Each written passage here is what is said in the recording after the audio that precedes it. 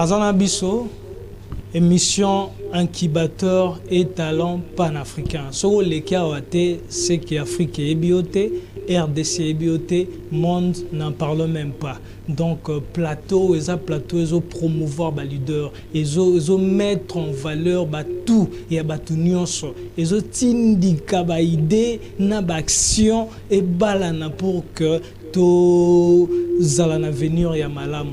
Azan en face na biso na sujet mo ya mutuya na ndenge ya saranate to belango à travers l'émission incubateur et talent panafricain.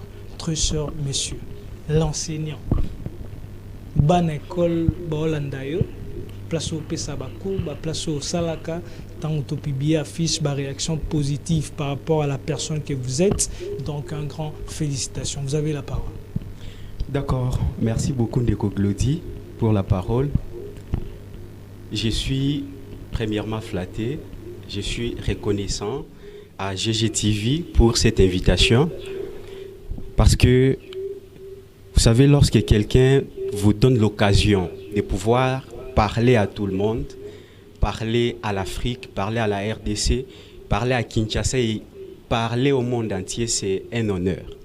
Alors cet honneur-là, je ne le prends pas comme acquis, mais c'est une reconnaissance. Je vois comme si c'est une responsabilité. Raison pour laquelle, aujourd'hui, nous allons parler à nos frères. Voilà, vous êtes suivis partout au niveau de l'Afrique, au niveau de la RDC. Voilà, nous allons entamer le sujet où il y a attiré vraiment attention à Bateau Belé dans Saranate. Pourquoi Bateau Baza Maïle Barisiraka Vite. Donc en français, vous allez expliquer ça en détail ou soit en lingala pour la compréhension de nos fans. Très bien. Premièrement, il faut faire une nuance. Dans ce thème, on ne parle pas de quelque chose qui est absolu. On ne dit pas que forcément tout le monde qui est intelligent ne réussit pas. Mais on veut tout simplement expliquer, faire voir aux gens que ce n'est pas tout simplement l'intelligence. Être intelligent, ce n'est pas le seul facteur qui suffit pour réussir dans la vie.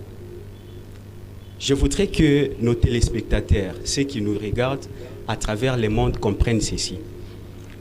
Avant de pouvoir aborder ce thème en profondeur, il faut d'abord comprendre que la notion de la réussite, lorsqu'on parle de la réussite, c'est une notion personnelle. Okay? Ce qui est réussite pour vous, Médio Glody, ne l'est pas forcément pour moi. Ça, c'est la base de toute chose. Alors, lorsque nous parlons de la réussite, normalement, cette notion de la réussite est assimilée, soit c'est traduit en d'autres termes au succès. Lorsque quelqu'un parle de la réussite, forcément, il y en a qui lisent ça au succès. Or, lorsque nous parlons du succès, on sait tous que le succès, c'est un résultat heureux. Donc, quelqu'un a trouvé un résultat heureux, il s'est dit, voilà, je connais un succès. Le succès aussi, c'est l'atteinte d'un objectif. Lorsque quelqu'un fixe un objectif et il l'atteint, il peut dire que je réussis. C'est la base de toute chose. Alors, partant de ce que je viens de dire, nous devons comprendre que le succès va de pair avec une vision. Je voudrais que nos téléspectateurs puissent nous entendre, puisque je vais parler lentement jusqu'à ce que nous allons finir. Effectivement. Lorsque nous voulons avoir la réussite, lorsque nous voulons avoir le succès, la première chose, quel que soit le niveau de ton intelligence, il faut premièrement avoir une vision de vie. Vous voulez expliquer au monde entier qu'il arrive, vous êtes intelligent, mais vous manquez une vision. Cela ne va pas permettre que vous puissiez réussir dans la vie? En quelque sorte, oui.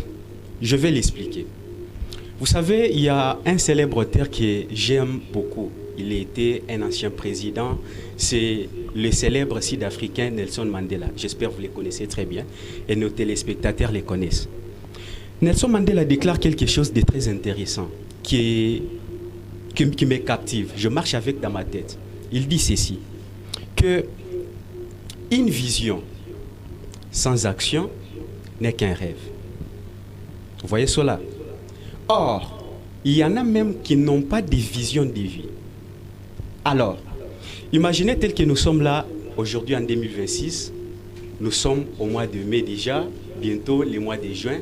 C'est la première moitié de l'année qui finit.